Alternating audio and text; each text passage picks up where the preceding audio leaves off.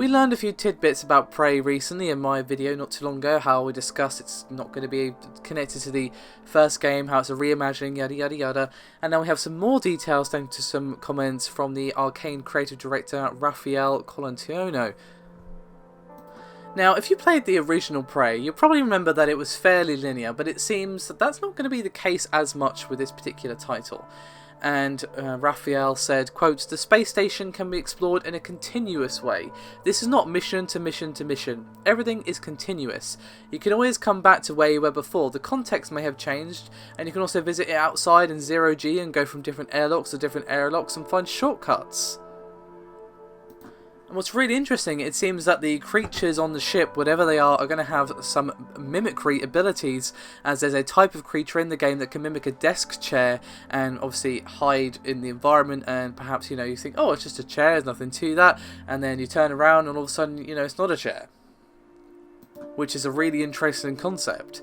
And he said, quote, "They evolve, there's a full ecology, each of them have a purpose, and it's only later that you really understand exactly how they all come together.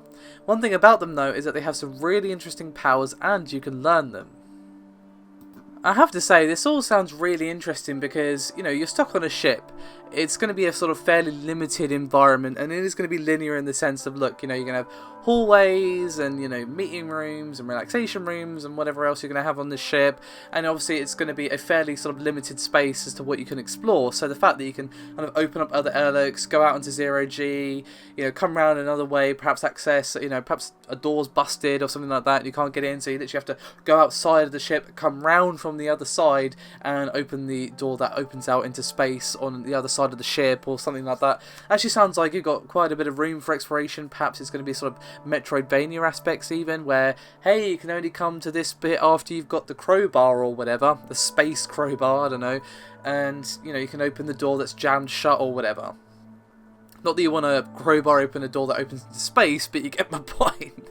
Perhaps it's going to be something like that going on, where certain areas can be accessed at certain times, and the environment may even change based on what's happened, like, maybe there's electronic failure or something. I'm speculating like crazy right now, but just based on what he said, it sounds like a really interesting idea that, while yes, you have this limited environment, I'm sure it's going to be fairly large.